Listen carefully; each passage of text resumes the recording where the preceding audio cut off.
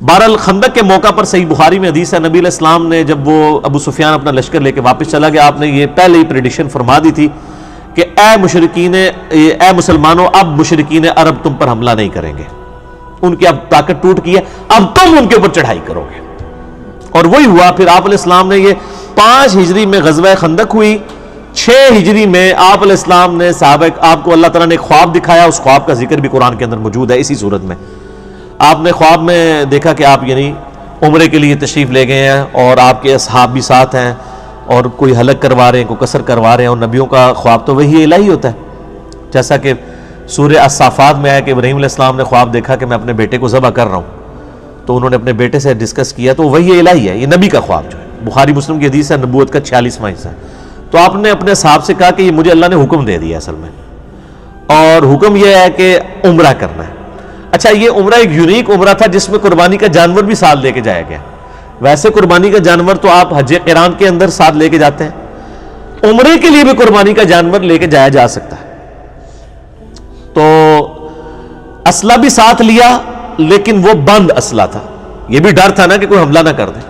تو بخاری مسلم میں آتا ہے کہ 1400 اصحاب، اور ایک روایت میں آتا ہے 1500، یعنی 1500 کے قریب اصحاب تھے جو آپ صلی اللہ علیہ وآلہ وسلم کے ساتھ عمرے کے لیے تیار ہو گئے جانے کے لیے۔ اب وہاں پہ مشرکین عرب کو یہ اطلاع پہنچ گئی، اب ادھر تو کھلبلی مچ گئی، انہوں نے کہا لو جی ہم پہ حملہ کرنا آ رہے ہیں، اور یہ عمرے کے بہانے آ رہے ہیں۔ تو انہوں نے خالد ابن ولید کو اور ایک اور شخص کو جو ابھی تک مسلمان نہیں ہوئے تھے بھیجا جاسوسی کرنے کے لیے۔ انہوں نے آ کے جب دیکھا کہ بھئی یہ تو مطلب اس ارادے سے نہیں آئے ہیں، اور کوشش بھی کی کچھ لوگوں کو یعنی چھیڑخانی کرنے کی کہ یہ ہمارے ساتھ لڑائی کرتے ہیں کہ نہیں۔ نبی علیہ السلام نے حکم فرمایا تھا کہ اگر وہ چھیڑخانی کرے بھی جواب نہیں دینا۔ ان کو خیر یقین ہو گیا، انہوں نے جا کے واپس رپورٹ کی کہ یہ تو اس لیے نہیں آ رہے ہیں۔ لیکن ابو سفیان اور باقی لوگوں نے کہا کہ نہیں نہیں، یہ تو اس طرح تو ہم قریش مکے کے سردار ہیں، یہ کس طرح آ سکتے ہیں، ہماری ناک کٹ جائے گی، ان کو روکو، نہیں آنے دینا۔ اب بیچ میں کچھ ایسے لوگ بھی شامل ہوئے جنہوں نے سمجھایا کہ بھئی تمہاری پوری دنیا کے اندر بے عزتی ہوگی، حرم تو سب کے لیے ہے، اور تم یہ حرم کی بنیاد کے اوپر ہی ساری یہ روٹی روزی تمہاری چل رہی ہے، باہر کے لوگ آتے ہیں، اور حرم جو ہے یہ ایک انٹرنیشنل سٹی ہے، سب لوگ ادھر آ سکتے ہیں حج عمرے کے لیے، تم کیسے اس کو روک سکتے ہو؟ تو بدنامی ہوگی۔ بہرحال یہ سارے معاملات چلنا شروع ہوئے۔ یہ پوری ڈیٹیل آپ کو غزوہ جو صلح حدیبیہ کا چیپٹر ہے بخاری میں اور مسلم میں، یہ پوری ڈیٹیل آپ کو اس میں مل جائے گی۔ الٹیمیٹلی انہوں نے عروہ ابن مسعود کو، جو عبداللہ ابن مسعود کے بھائی تھے، وہ کافر تھے، ان کو جو ہے نا بھیجا نبی علیہ السلام کے پاس ڈسکشن کے لیے کہ آپ واپس چلے جائیں۔ اس نے آ کے نبی علیہ السلام کو بڑا یعنی ڈرایا اور دھمکایا، یعنی جا کے خیمے کے اندر کہ یہ تمہارے ساتھی جو ہیں تمہیں چھوڑ کے چلے جائیں گے، اور تم اس طرح نہ کرو، ہو سکتا ہے تمہیں مار دیں قریش مکہ، اور یہ وہ۔ اب اس ظالم کو کیا پتا تھا کہ یہ تو اللہ کے پیغمبر ہیں، ٹھیک ہو گیا۔ اب اسی دوران صحیح بخاری کے الفاظ ہیں کہ جب یہ گفتگو کر رہا تھا تو حضرت ابو بکر صدیق رضی اللہ تعالیٰ عنہ پاس ہی بیٹھے ہوئے تھے۔ آپ کو بڑا سخت غصہ آیا، یعنی ایک شخص حضور کے منہ پہ آ کے دھمکی دے رہا ہے کہ تجھے تیرے ساتھی چھوڑ جائیں گے جو تیرے لیے اتنی قربانیاں کر رہے ہیں، تو نے اپنی جان بچانی ہے تو واپس چلا جا۔ اب اتنی گستاخانہ جملہ کون شخص سن سکتا ہے؟ تو حضرت ابو بکر رضی اللہ تعالیٰ عنہ کو بڑا غصہ آیا، اور آپ نے اس کو وہاں پہ بڑے سخت الفاظ کہے، اور جس کو آج کل ہمارے علماء نے دلیل بنایا ہوا ہے گستاخانہ رسول کو گالیاں نکالنے کی، حالانکہ وہ اس طرح ہے ہی نہیں تھا۔ وہ تو انہوں نے وہ بات کی جو کرا کرتے تھے، تو چونکہ وہ اپنے بت لات اور منات کی شرمگاہوں کو چاٹتے تھے، یہ ان کی ایک عبادت کا تصور تھا۔ جس طرح ہمارے بھی پنجاب کے اندر ایک ایسا دربار ہے جہاں پہ یعنی لکڑی کے بنا کے شرمگاہیں لٹکائی ہوئی ہیں، اور لوگ وہاں پہ مطلب جاتے ہیں، چڑھاوے بھی چڑھاتے ہیں۔ تو حضرت ابو بکر کو اتنا غصہ آیا کہ تم نبی علیہ السلام سے اس طریقے سے گفتگو کر رہے ہو، تو انہوں نے کہا جاؤ تم لات اور منات کی شرمگاہیں چاٹو، جو تمہارا کام ہے۔ پھر حضرت مغیرہ ابن شعبہ رضی اللہ تعالیٰ عنہ بھی پاس کھڑے ہوئے تھے، اور وہ تھوڑی تھوڑی دیر بعد، بخاری کے الفاظ ہے کہ اس کی عادت تھی وہ حضور کی داڑھی کی طرف نہ ہاتھ بڑھاتا تھا بات کرنے میں نا، اس کا ایک بعض لوگوں کا ایک عادت ہوتی ہے نا، تو یہاں پہ بھی بعض لوگ جو ہیں وہ کسی کو منانے کے لیے اس کے داڑھی کو ہاتھ، تھوڑی کو ہاتھ لگاتے ہیں۔ تو جب وہ داڑھی کو ہاتھ لگاتا تو حضرت مغیرہ ابن شعبہ جو ہے نا، وہ اپنی تلوار کا جو دستہ ہے نا بیک سائڈ کے اوپر، وہ اس کے ہاتھ پہ یوں مارتے کہ پیچھے کر گستاخ، اپنے ناپاک ہاتھوں کو نبی علیہ السلام کی داڑھی سے پیچھے کر۔ اچھا، تو اسی میں آتا ہے کہ جب حضرت ابوبکر نے اسے کہا تو اس نے کہا ابوبکر میں تجھے جواب دے سکتا ہوں اس بات کا، لیکن تیرا میرے اوپر احسان ہے، میں اپنی زبان بند کرتا ہوں. لیکن حضرت مغیرہ ابن شعبہ کے بارے میں جب بات ہوئی تو اس نے پھر کہا کہ بھی اس کو پھر انہوں نے یعنی اس نے جواب دیا اور ان کی کوئی پرانی غلطی ذکر کر دی کہ انہوں نے وہ کہیں پہ چوری کی تھی، کوئی ڈاکہ مارا تھا اور مال لوٹ کے لے آئے تھے، اس کے بعد وہ مسلمان ہو گئے تھے. تو حالانکہ نبی الاسلام کے پاس جب آئے تو آپ نے کہا کہ تیرا اسلام قبول ہے لیکن یہ مال میرے پاس نہیں تو نے جمع کرانا، مال تو جو ہے نا وہ جس کا ہے اس کو دے. تو اس کی طرف اس نے اشارہ کیا کہ اس وقت میں نے تجھے پناہ دی تھی نا جب تو نے لوگوں کا مال اس طرح ہڑپ کیا تھا. تو یہ مغیرہ ابن شعبہ رضی اللہ تعالیٰ کو اس نے جواب دیا. اچھا جی، پھر اسی دوران نہ نبی علیہ السلام خیمے سے باہر تشریف لے کے آئے. اب صحابہ کرام یہ چاہتے تھے کہ ان کو ذرا دکھائیں کہ ہم کتنے جانثار ہیں. تو نماز کا ٹائم ہو گیا، نبی علیہ السلام نے وضو کے لیے پانی منگوایا. اب وہ جو تھا نا عروہ ابن مسعود وہ وہیں پہ موجود تھا جو کافروں کی طرف سے ایلچی بن کے آیا ہوا تھا. یہ بخاری میں پوری حدیث ہے ڈیٹیل کے ساتھ، کتاب الشروط چیپٹر کے اندر. اب نبی علیہ السلام وضو کر رہے ہیں تو صحابہ کرام نیچے ہاتھ لے کے کھڑے ہو گئے، آپ کے وضو کا پانی نہیں نیچے گرنے دے رہے. حتیٰ کہ آپ علیہ السلام نے تھوک پھینکی تو ایک صحابی نے وہ بھی اپنے ہاتھوں پہ لے کے اپنے جسم پہ ملی، اور کسی کو نہیں جب پانی وہ ملتا تھا، ظاہر اب کتنے لوگ سائڈ پہ، اب 1400 صحاب ہیں، تو جس کا ہاتھ گیلا ہو جاتا تھا حضور کے وہ پانی گرنے کی وجہ سے وہ اس سے اپنا ہاتھ مل کے اپنے جسم پہ مل لیتا تھا. اب یہ وہ منظر جو ہے نا عروہ ابن مسعود جو ہے نا وہ ڈائریکٹ تو نہیں دیکھ رہا تھا، وہ شرمندگی اس کو محسوس ہو رہی تھی کیونکہ ابھی تو وہ حضور کو کہہ کے آیا تھا کہ یہ تو تجھے چھوڑ کے چلے جائیں گے. تو وہ حدیث کے الفاظ ہیں، وہ بعد میں مسلمان ہو گئے پھر انہوں نے خود ہی روایت کی یہ حدیث. تو وہ نا اب ڈائریکٹ تو نہیں دیکھتا تھا، تو وہ یوں کر کے کنکھیوں سے دیکھتا تھا کہ یہ کیا کر رہے ہیں. ڈائریکٹ دیکھنے میں وہ اپنی ایک تذلیل محسوس کر رہا تھا. خیر یہ منظر جب دیکھا نا اس نے تو جناب وہ واپس گیا. اس نے کہا ابو سفیان کو کہ بھائی جی چپ کر کے بوری بستر چکو تو واپس جاؤ، کیونکہ اس میں الفاظ ہیں بخاری کے. اس نے کہا کہ میں بڑے بڑے بادشاہوں کے دربار میں گیا ہوں، میں کیسر و کسرا رومن امپائر کے ہیڈ اور پرشین امپائر کے ہیڈ کے درباروں میں بھی گیا ہوں، میں نجاشی کے دربار میں بھی گیا ہوں. میں نے کسی بھی بادشاہ کی رعایا کو یہ تعظیم کرتے ہوئے نہیں دیکھا اپنے سردار کی جو محمد صلی اللہ علیہ وآلہ وسلم کے اصحاب کرتے ہیں.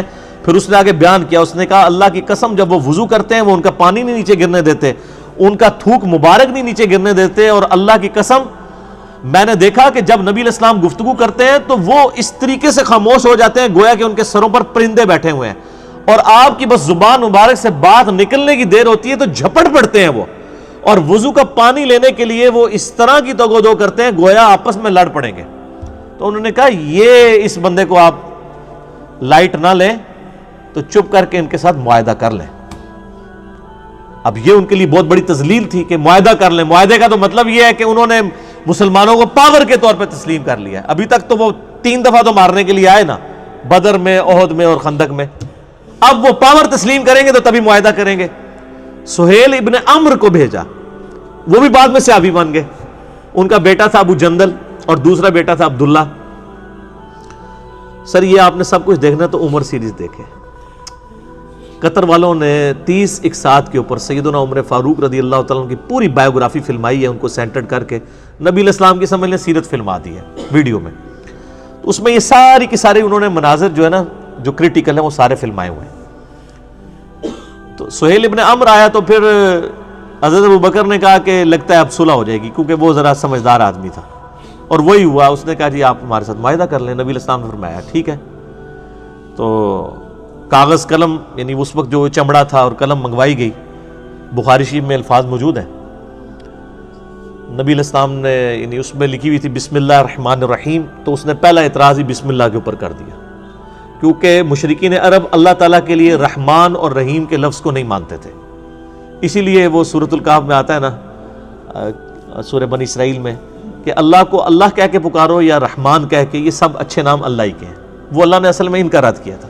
اس نے کہا جی یہ بسم اللہ کو نہیں، ہم آپ بِاسْمِكَ اللہم لکھیں. نبی علیہ السلام نے فرمایا ٹھیک ہے جی، کاٹ کے بِاسْمِكَ اللہم لکھ دیتے ہیں. اللہ گالتے ہوئی سی. اچھا پھر اس میں لکھا گیا یہ جو ہے وہ محمد رسول اللہ صلی اللہ علیہ وآلہ وسلم اور مشرکین عرب کے درمیان معاہدہ ہے.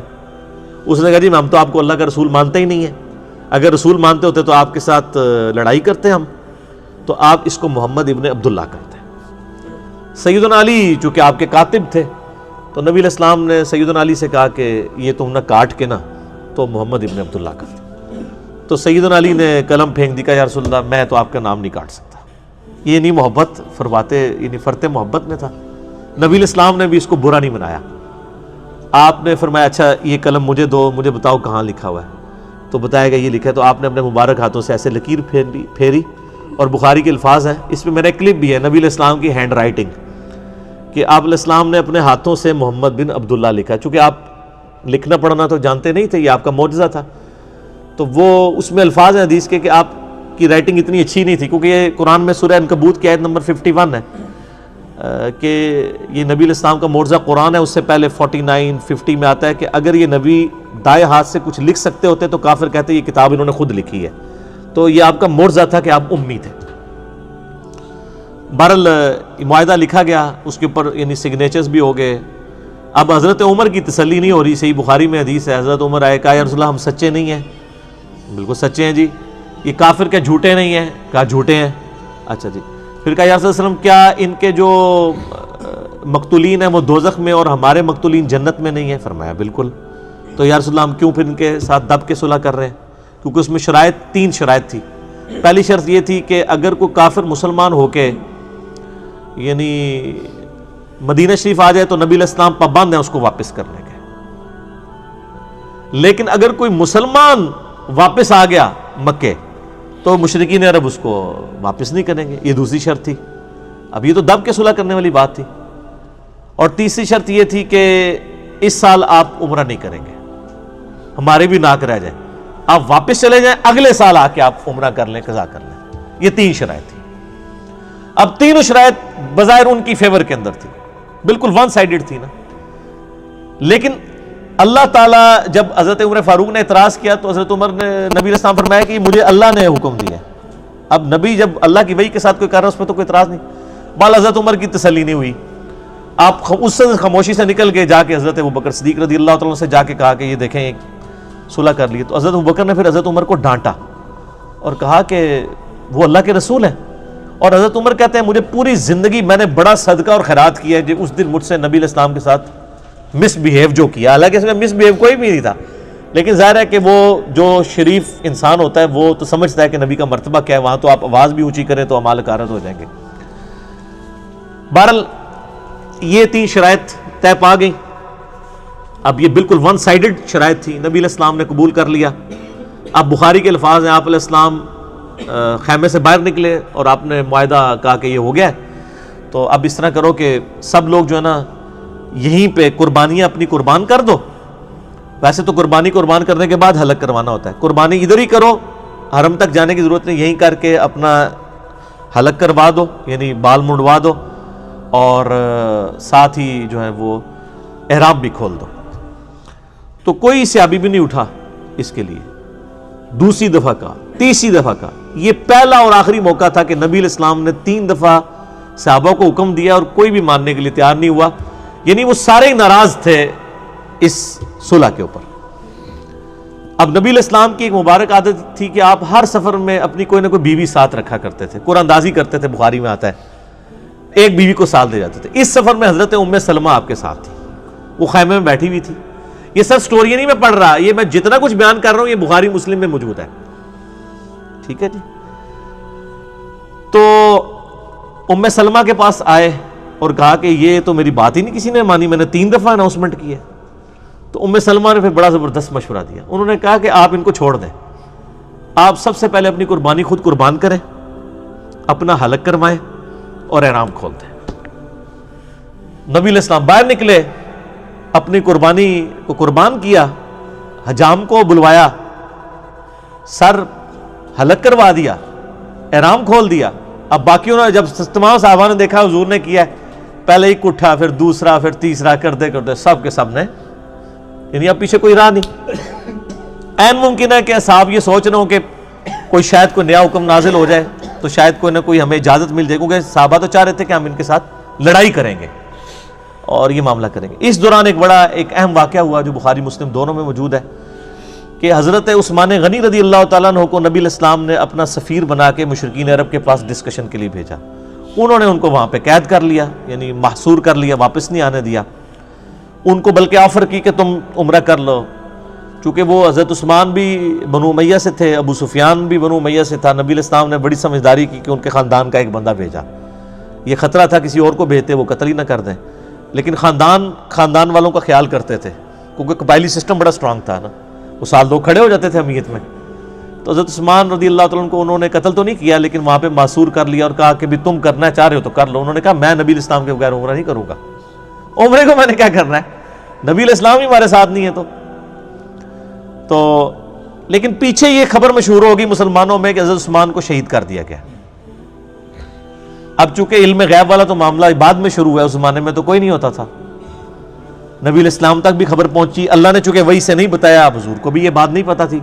آپ نے ایک درخت کے نیچے صحابہ کرام کو جمع کیا اور موت کے اوپر بیعت لی پہلی دفعہ کہ مر جائیں گے یہاں سے نہیں جائیں گے جب تک کہ عثمان کے قتل کا بدلہ نہ لے لیں. تو بیعت والا یعنی یہ معاملہ ہوا. خیر اللہ کا کرنا ہوا. حضرت عثمان غنی پھر اس دوران ان کو جب پتہ چلا وہ ڈر گئے، انہوں نے حضرت عثمان کو واپس بھیج دیا. لیکن یہ اصحاب شجرہ کے بارے میں صحیح مسلم میں حدیث ہے کہ جن لوگوں نے اس درخت کے نیچے نبی الاسلام کی بیعت کی ہے ان کو آگ نہیں چھوئے گی. اور قرآن پاک میں بھی اللہ تعالیٰ نے اسپیسیفکلی یہ جو اس میں آیات نازل ہوئی ہیں نا، رضی اللہ عنہم ورضوا عنہ اور محمد رسول اللہ والذین معہ اشداء علی الکفار، یہ اسپیسیفکلی صلح حدیبیہ کے صحاب کے بارے میں جو واقعی جانثار تھے. ہم بعد میں اجتہاداً سب پہ لگا لیتے ہیں، لیکن اسپیسیفکلی یہ آیات ان لوگوں کے لیے نازل ہوئی ہیں. تو حضرت عثمان غنی رضی اللہ تعالیٰ عنہ کی طرف سے نبی الاسلام نے اپنا ہاتھ بلند کیا. آپ نے فرمایا یہ میرا ہاتھ ہے اور یہ عثمان کا ہاتھ ہے، میں اس کی بھی بیعت یعنی لیتا ہوں. اور قرآن میں اس بیعت کو یعنی ایسی بیعت کہا گیا کہ اللہ تعالیٰ نے فرمایا کہ یہ بیعت جب کی جا رہی تھی تو تمہارے ہاتھوں پر اللہ کا ہاتھ، یعنی نبی الاسلام آن دا بہاف آف گاڈ بیعت لے رہے تھے. جو سورہ توبہ میں آتا ہے اللہ تعالیٰ نے مومنین کی جانیں جو ہیں وہ اور ان کی مال جنت کے بدلے میں خرید لی ہیں، تو مومن اس بیعت کے اوپر خوشیاں منائیں. بیعت کہتے ہیں، بے اردو میں لفظ استعمال ہوتا ہے نا، با یا عین، بیچنے کو. تو مومنین نے اپنے آپ کو بیچ دیا اللہ کے سامنے، اپنے مال کو اور اپنی جان کو جنت کے عوض. اچھا معاہدہ لکھا گیا تو اب سہیل ابن عمر کا بیٹا تھا ابو جندل، وہ مسلمان ہو چکا ہوا تھا. جو معاہدہ لکھنے ہے اس کا بیٹا مسلمان، اسی دوران وہ وہاں پہ آ گیا، بیڑیوں میں جکڑے ہوئے تھے، وہ بھاگ کے آ گئے. تو ابو جندل کی حالت دیکھی مسلمانوں کو ترس آ گیا. تو سہیل ابن عمر سے نبی الاسلام نے کہا کہ ابو جندل کو تو میرے پاس رہنے دو. اس نے کہا نہیں جی معاہدہ لکھا جا چکا ہے. آپ نے بڑی کوشش کی، فرمایا کو فدیہ لے لو، کچھ کر لو، اس کو نہ لے کے جاؤ. کیونکہ ابو جندل بھی چیخ رہے تھے کہ مجھے بڑا میرے ساتھ ظلم ہوتا ہے، زیادتی ہوتی ہے. الٹیمیٹلی جب سہیل نہیں مانا جا رہا، وہ باپ بھی تھا، تو نبی الاسلام نے پھر کہا کہ ٹھیک ہے ابو جندل صبر کرو، اللہ تعالیٰ کوئی نہ کوئی تمہارے لیے راستہ نکالے گا. چونکہ اب معاہدہ ہم لکھ چکے ہیں کہ کوئی مسلمانوں میں سے یہ ایک ہی بندہ تھا جو آیا تھا، ٹھیک ہے نا، جو واپس کرنا پڑ گیا اسی موقع کے اوپر. اب سہیل ابن عمر واپس لے گیا اور بڑا خوش ہوا، کہتا دیکھنا پھر اسی کیسی شرط میں رکھی کہ نہ میں سیانا ہوا، یہی نہیں پتا یہی شرط گاٹے فٹ ہونی سی، یہی گلے فٹ ہونی تھی یہی شرط. تو اس وقت پھر ابو جندل نے سہیل ابن عمر سے کہا کہ تو کیا سمجھتا ہے کہ اس شرط سے تمہیں فائدہ ہوگا؟ بتاؤ آج تک جتنے مسلمان ہوئے ہیں کبھی مدینے سے مکے کو واپس آیا حضور کو چھوڑ کے؟ کوئی ایک بھی مرتد ہوا ہے؟ اس نے کہا نہیں. تو ان کا تو اس سے حضور کو کیا فرق پڑے گا، ادھر سے تو کوئی نہیں آنا. اگر تم کہتے ہو کہ یہاں سے لوگ وہاں جانا چھوڑ دیں گے تو کیا وہ اسلام قبول کرنا چھوڑ دیں گے؟ وہ یہاں پر ہی رہیں گے لیکن اسلام تو قبول کر لیں گے. تو نبی الاسلام تو ون ون سچویشن میں، اور وہی ہوا. وہ صحیح بخاری میں آتا ہے، ایک اور صحابی تھے ابو بصیر رضی اللہ تعالیٰ عنہ، اور وہ بھاگ کے مسلمان ہو کے مدینہ شریف آ گئے. پیچھے ہی مشرکین عرب بھی آ گئے اور کہا یا رسول اللہ اپنا وعدہ پورا کریں. تو نبی الاسلام نے پھر ابو بصیر سے کہا کہ خدا کر کے معاہدہ ہوا ہے، تو اب معاہدے کو نہ توڑ، تو واپس نہ ان کے ساتھ چلا جا. تو نبی الاسلام نے ان کو واپس بھیج دیا. اب راستے میں کیا ہوا کہ وہ 2 بندے تھے، یہ اکیلا تھا، اور ان بندوں میں سے صحیح بخاری میں آتا ہے ایک بندے کے پاس بڑی خوبصورت سی تلوار تھی. تو وہ تلوار کی اپنی تعریف کر رہا تھا کہ دیکھو یہ کتنی خوبصورت تلوار ہے، اس کا دستہ کتنا پیارا ہے، اور یہ جس کا عورتوں کو بھی عادت ہوتی ہے نا اپنی چیزوں کی تعریف کرنے کی. تو وہ ابو بصیر نے نا اس کی کمزوری سمجھ لی. تو اب وہ گپ شپ شروع ہوگی, ذرا واپس جا رہے تھے, فرینڈلی ماحول تھا. انہوں نے کہا یہ تلوار ذرا مجھے دکھاؤ نا, میں بھی اسے دیکھوں. وہ تلوار پکڑی, اس کو قتل کیا گھوڑا لے کے, تو نبی علیہ السلام کے پاس آ گئے. نبی علیہ السلام نے فرمایا کہ میں تو اپنے وعدے کا پابند ہوں, تو تم ادھر سے چلے جاؤ. اس نے کہا یا رسول اللہ علیہ وسلم, آپ جس چیز کے پابند تھے وہ آپ نے کر دیا, ٹھیک ہے میں مدینے میں نہیں رہتا, لیکن میں اب اس چیز کا بھی پابند کوئی نہیں کہ میں مکے میں واپس جاؤں, کیونکہ آپ نے تو مجھے واپس کر دیا تھا, یہ تو میں آیا ہوں نا واپس, تو مجھے آپ اجازت دیں. آپ فرمایا تم بس مدینے میں نہیں, جدھر مرضی جا کے رہو, اللہ تعالیٰ کوئی نہ کوئی راہ تمہارے لیے نکال دے گا. تو وہ سمندر کے کنارے ایک بستی تھی جہاں سے مشرکین عرب کے قافلے جایا کرتے تھے تجارت کے لیے شام, وہاں انہوں نے پڑاؤ ڈال لیا اکیلے بندے نے, اور منزل انہوں نے عمر سیریز میں فلمایا ہے. اچھا, اب وہاں سے جتنے بھی مسلمان ہو کے آتے تھے نا, ان کو پتا چل گیا, تو وہ بجائے مدینہ شریف جانے کے وہاں پڑاؤ ڈال لیتے تھے. ادھر کافی سارے مسلمان اکٹھے ہو گئے. انہوں نے کہا اب ہم کافی زیادہ ہو گئے ہیں, تو ایسی دی تیسی قریش مکہ کی, انہوں نے ہمارا مال لوٹا ہے نا, اب ان کا کوئی قافلہ سلامت نہیں یہاں سے جایا کرے گا. تو انہوں نے کیا کیا, وہ قافلہ ان کا تجارت کا جب گزر رہا تھا, انہوں نے پکڑ کے لوٹ لیا سارا مال ان کا, اور ان کو واپس بھیج دیا, اور کہا ادھر جا کے خبر دے دو کہ آندہ کے بعد بھوکے مرو گے تم, اب تمہارا کوئی قافلہ ادھر محفوظ نہیں ہے. وہاں پھر انہوں نے میٹنگ کی آپس میں کہ یار کیا کریں, یا تو ہم کوئی لشکر کشی کریں ان کے اوپر, لیکن لشکر کشی کیسے کریں, وہ تو خانہ بدوش تھے, کبھی کہیں پڑاؤ ڈالتے تھے, کبھی کہیں پڑاؤ ڈالتے تھے. تو الٹیمیٹلی یہی ڈیسائیڈ ہوا, سہیل ابن عمر کو بلایا گیا کہ تو بڑا سیاح مرد ہے نا, تو مہربانی کر جا کے نبی علیہ السلام کو ریکویسٹ کر کے یہ شرط ختم کر دیں, اور جو لوگ مسلمان ہو رہے ہیں نا, اللہ کا واسطہ جو نہ اپنے کول ہی رکھو, ساڈے تو جان چھڑاؤ, کم از کم آپ کے پاس رہیں گے, کم از کم ہمارے قافلے تو نہیں لوٹیں گے نا, کسی چیز کے پابند تو ہوں گے. پھر وہ واپس آئے اور انہوں نے آ کے ریکویسٹ کی, اور نبی علیہ السلام کی شرافت تھی, آپ نے قبول کر لی. آپ فرمایا چلو ٹھیک ہے. پھر ان کی یہ جان چھوٹی. بر وہ صحابی جو تھے ابو بصیر, حضرت عمار ابن یاسر کو نبی علیہ السلام نے بھیجا کہ جا کے ان کو پیغام دو. تو وہ حالت نزع میں تھے اس وقت, یعنی وہ بیمار ہو گئے وہ عرب میں. تو بہرحال وہ نزع کے عالم میں تھے. عمار ابن یاسر آئے, انہوں نے خوشخبری دی, ان کی قبر پھر وہیں پہ بنی ہے.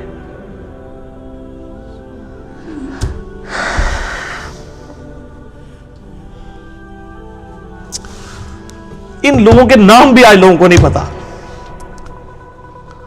کہ جن لوگوں نے اسلام کے لیے شروع میں کیا قربانیاں کی ہیں. ابو بصیر رضی اللہ تعالیٰ عنہ علیہ السلام. دروشی پڑھیں, اللہم صلی علی محمد وعلی آل محمد صلی